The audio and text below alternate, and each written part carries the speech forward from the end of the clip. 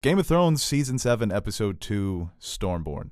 What'd you think, Aaron? I don't want to say my opinions, so I'm going to go to you. I thought it was a solid episode. It was another setup episode, I feel like. Usually what we get the first couple episodes, I thought they might have sped it up because of the shorter season, but I thought it was a very solid episode setting the table for the rest of the season.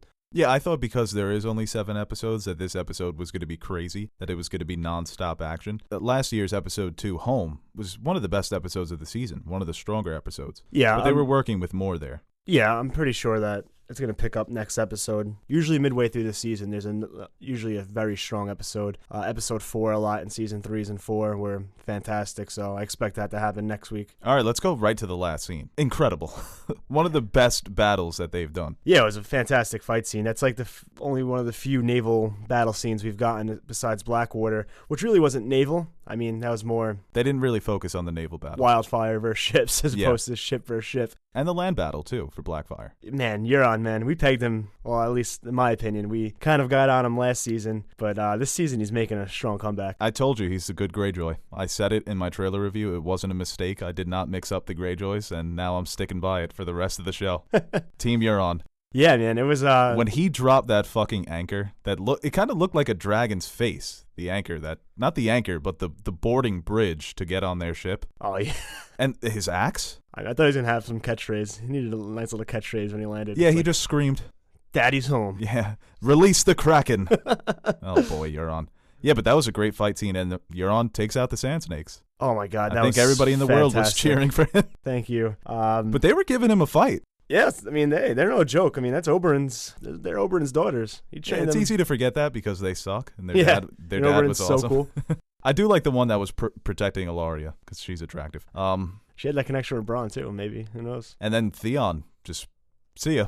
Whoa, I'm out of here. What full reek? Oh yeah, he started twitching. Quick. Yeah, I'm reek. Sorry. Euron called him a cockless coward. At that point, it's like you can't recover from that. I mean, honestly, what is he going to do? He's not going to defeat Euron in hand-to-hand combat. And if he does, like, his crew is right there, chilling. Yeah, at that point, the battle was lost. So that's really the gift for Cersei. Ilaria, Yara, the Sand Snakes.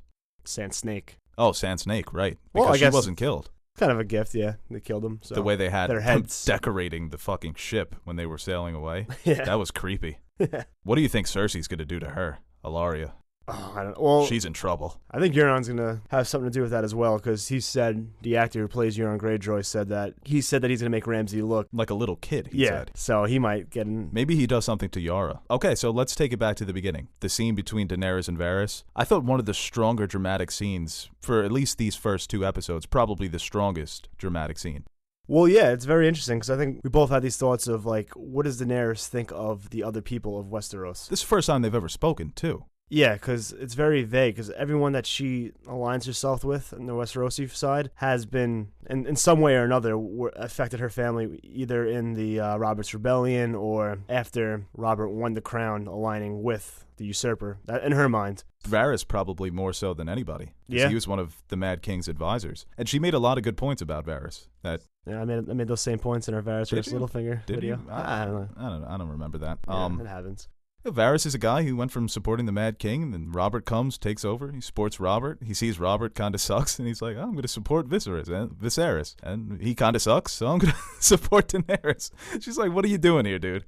But he made some good points about her, too. Yeah, I mean, those points he made when he was talking about her father and thing, like how he's a terrible king, and he's really for the people. So he really doesn't have any alliances as far as house is concerned. But do you think this eliminates the possibility that Varys has his own motivations, or that he's really in the show? Forget the books. Don't think about the books. In the show, he truly is for the people, that he's for the realm. This confirms it, I think. Yeah, I think that's because what is he going to do at this point? He has no other play. Yeah, no, he's definitely going to be, like, I guess... the antithesis of Littlefinger. Yeah.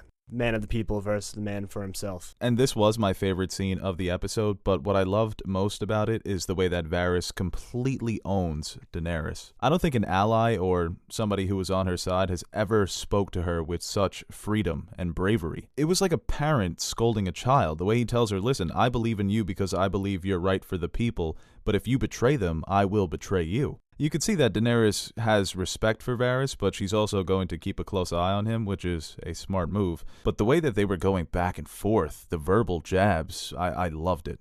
And then we get Melisandre, the unexpected visitor. I thought that was interesting, the way Daenerys, she said the Red Priests, they helped preserve the peace in Meereen. A Red Priest is welcome at Dragonstone. Then Varys, obviously he doesn't trust magic. That interaction saying, well, you supported Stannis. And Daenerys is like, well, good thing we're pardoning people who supported the wrong king. She's getting those quips out there. Oh, Daenerys? Yeah. Oh, she's a little sassy in this episode. I know. Kind of like it. She even says it to when Tyrion is talking about Jon. It's like, all right, well, send him a letter and tell him to come bend a knee. Right, yeah, she was very forceful about that. Tyrion's thinking, okay, maybe we keep him king of the north for now. But when Melisandre is talking about the prophecy, this is something that has been speculated on, that the prince that was promised could be gender neutral. Yeah, that it could be prince or princess. And I love what Tyrion says. It doesn't really roll off the tongue. But that Melisandre didn't say that she thinks the prophecy refers to Daenerys. She said that she thinks Daenerys has a role to play, because we both think the prince that was promised was Jon. Jon. She might see it maybe as a joint effort, Jon and Daenerys. Because it is gender neutral. That happens with old texts and old languages. Translation gets lost throughout the years. So, and Melisandre always is very liberal in her interpretations of what happens. She kind of... Yeah, talk about Varys jumping ship. Melisandre's always trying to find somebody else to follow. I think she could definitely be a bridge between the Starks and the Targaryens, forming an alliance, and Tyrion as well. I think Tyrion more so, because... Well, the next scene is when Jon receives the letter, and Tyrion includes that line, all dwarves are bastards in their father's eyes. What the hell do you know about being a bastard? All dwarves are bastards in their father's eyes. So they had a pretty good connection in the first season. Yeah, there's definitely a mutual respect there. Tyrion had good things to say about Jon, and vice versa when Jon's talking to the lords of the north. Even Sansa. Yeah, I mean, technically they're kind of still married. Is she? Are they? Never consummated. Got 2 fucking husbands, man. About to have a third with Littlefinger. I mean, that was interesting too. How I think I kind of saw this coming when Jon said he wanted to go south. The lords kind of not all on board. Even Lyanna Mormont was like, "Hey, man, I had your back, but you got to stay here." Well, the lords in the Crown Lands, they didn't necessarily have the back of Cersei during that exchange where she's trying to convince Randall Tarley, she's trying to convince the other major lords that you can't trust Daenerys Targaryen. She's the Mad King's daughter. Look what she's brung. She's brought Unsullied. She's brought Dothraki for the first time in Westerosi history. She's coming to destroy your kingdom aligned with me. Well, yeah, that's the only play she had. I think we mentioned that before on their preview, that she has to turn narrative against Daenerys or she's pretty much screwed. She needs every house, every lord, every soldier on her side if she stands a chance. You think Tarley takes their side? That's what it looked like to me. Jaime convinced them pretty well, naming him Warden of the South if they defeat Daenerys. You never know. I mean, we see a lot of times throughout the series and in the books as well, one side has the upper hand. The lords of Westeros usually tend to lean towards the winning side. Even when Jaime was talking to him, it didn't seem that convincing. I mean, he said he's a Tarley, he's sworn to House Tyrell, and they are the winning side, or the stronger side. Jorah, not looking too well. He's had better days. Oh, I love what the Archmaester said to him. He said, you should have cut off your arm as soon as they touched you. Exactly That's what you said. Yeah, you said it on that review, I think. Well, that's a tough decision. Like, just cut off your arm, Not the easiest decision to make. Yeah, he seems absolutely screwed, though. I mean, well, we'll get to that. And then the next scene is Qyburn showing Cersei the catapult that they've built, that just destroying the skulls of Balerion the Dread. Are they kidding me? Yeah, I mean... It's worth a lot of money. Go buy some soldiers with that skull. Right? And how much do you think it cost them to get that from The Hobbit? That's a good joke. Well, when they first introduced the catapult that can destroy one of the dragons, it's very reminiscent of what happened to one of Aegon Targaryen's dragons. When his sister Rhaenys went to go conquer Dorne, Dorne was the one kingdom that resisted Aegon, and her dragon was slain by a spear that was thrown by a Dornish soldier. Her dragon Meraxes, he was fucking bolted right in the eye. So do you think a dragon could fall by Cersei's hand? It's very possible. I mean, that thing looked pretty serious. And we've seen, like they mentioned, Qyburn mentions to Cersei that Drogon was hurt in the pits of Meereen. Right. So it's not impossible. Well, it's a different Drogon. Yeah, he's grown now. I guess when you think of the dragon's scales being like armor, it's definitely penetrable. So that's also an old fucking skull. I mean, it's got to be deteriorated a little. I mean, they're flying. There's some chaos going around. Get off a good shot. Yeah, it's not you need the a great shot. You need fucking Hawkeye to shoot that catapult, or Ygritte. Oh wow. Too soon. It's interesting because Daenerys is going for the siege of King's Landing in this episode during her war council. Yara's trying to tell her, listen, we need to fucking attack King's Landing right now. But their game is, let's take Casterly Rock. Let's take the stronghold of the Lannisters. I mean, yeah, you don't want to live up to the Targaryen name, I guess, in the sense of just coming in, conquering, destroying the fucking city, killing millions of innocent people. Well, they seem to be aware of that too. They said we're gonna hold back the Dothraki and the Unsullied. Yeah, so I mean, Tyrion's probably very smart in that thinking. Tyrion, man, show some conviction. They kind of just brushed over that storyline. We're gonna mention it, never bring it up again. The whole that Ilaria killed Marcella. Yeah, I mean, but he wasn't even emotional about it. That felt weird to me. It felt like, oh, we need to address this, but let's not focus on it too much. He kind of understands that he needs the Dornish spears. But that's his niece, man. I know.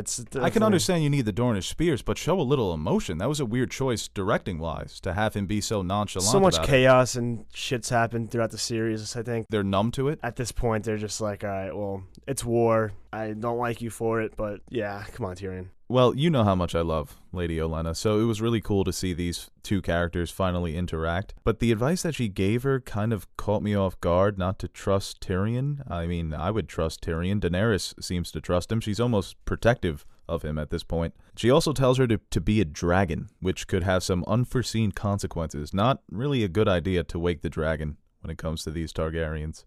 And then things got a little hot after the War Council between Grey Worm and Missandei. Not your favorite scene. Like you said before, that the dialogue was pretty. It was a nice scene, but I thought it was a very emotional scene, especially with Grey Worm, what he was talking about. I've been a soldier my whole life. I never had fear until I met you. When things got the little porn hubby, I started to think, fingers or mouth. I guess that's one or the other, right? I was thinking when she's like, "Oh, I want to see all of you," and she pulled down his pants. She's like, "Oh, ew." Fucking walked out. You weren't kidding. Tyrion. The first episode, we had that montage of Sam with all the crap. And now this, we get the surgery scene. It just, Sam is doing some disgusting shit this season. Dude, I'll just be like, all right, I'll fucking just take me to just Valyria. kill myself. Yeah, right, yeah. I'll go live with the stone man. I'll get a nice stone wife, have some stone kids. Does he have to peel his whole body? I think so. Oh my I god. think he's got to peel the whole body. He's probably going to even look worse than when he had the grayscale. He's gonna be scarred up. Well, I feel like they kind of gave it away that he's gonna save him. Yeah, I mean, why introduce?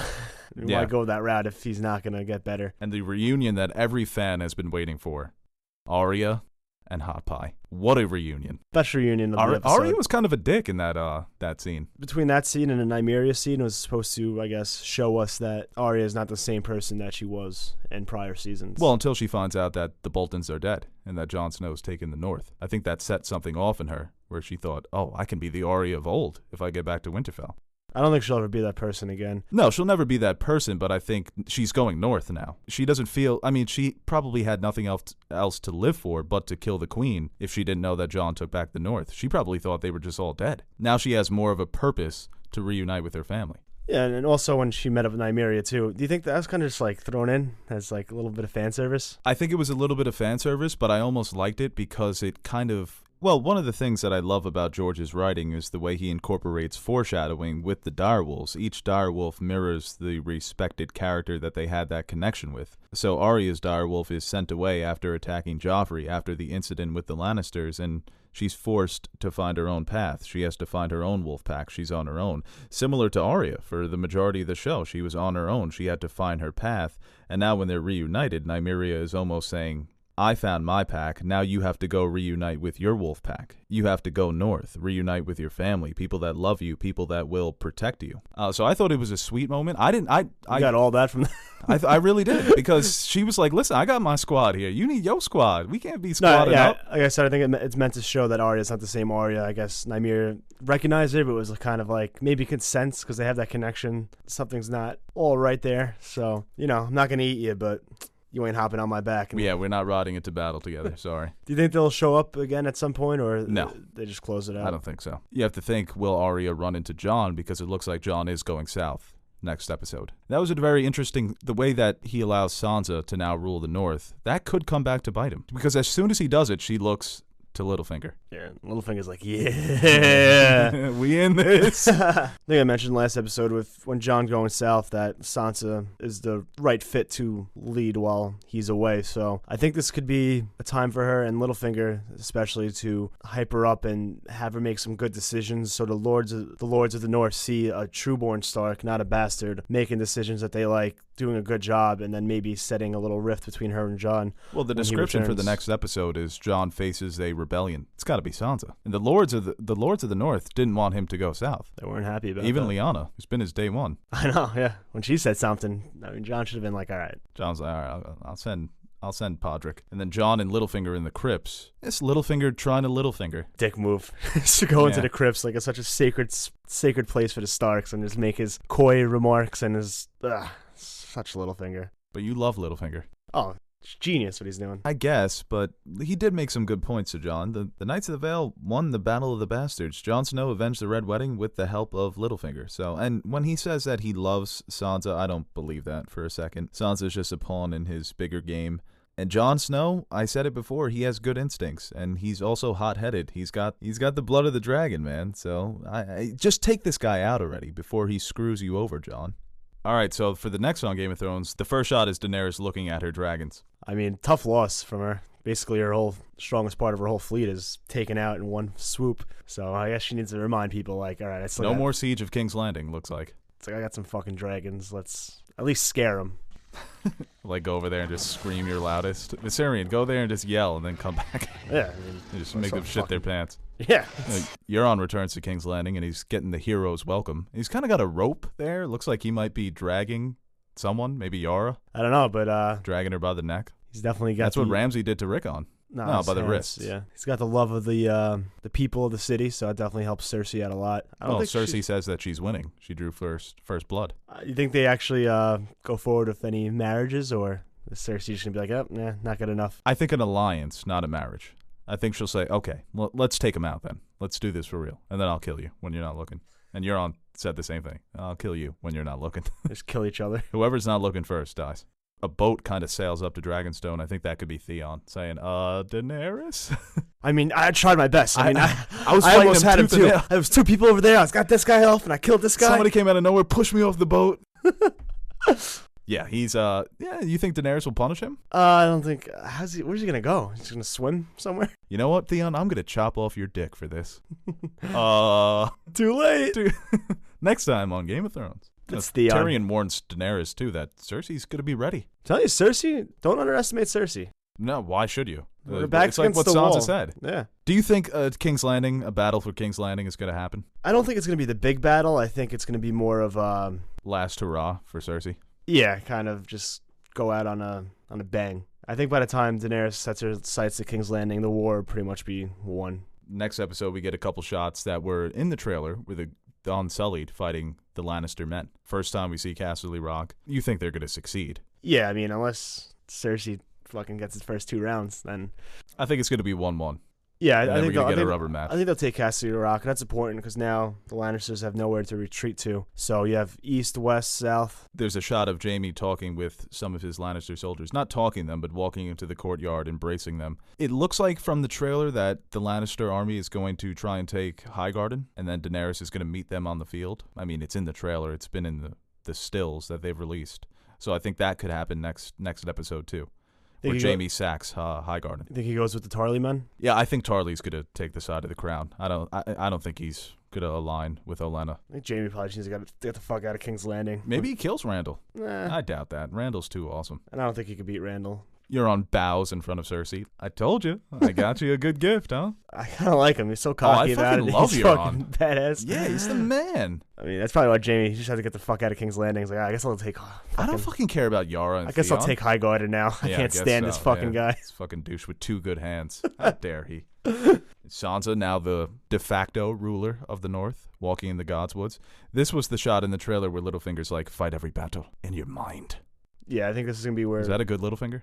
Is that convincing? No. In your mind. Mm. That one a little better? No, dude, I think it was worse. Yeah, I think this is going to be the start of Littlefinger trying to manipulate Sansa into taking the North for herself. But I think Sansa's too smart to fall for Littlefinger's plans again. So I feel. No, I kind of wish I didn't see this part. Johnny and Johnny. I combine them.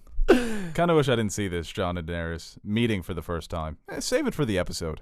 It's just going to be a great moment. It's obvious It is what's going to gonna be a happen. cool Daenerys, Jon said he was going to Dragonstone, so I feel like it doesn't really spoil anything. Yeah, but maybe he gets attacked by Nymeria on the way down. Does he bend a knee? Maybe he does bend the knee. Maybe he abdicates. Maybe that's the rebellion that he faces. You bent the knee. Similar to Torrhen Stark, the king of the north who bent the knee to Aegon Targaryen did the right thing for his people. I think Jon is going to do the same.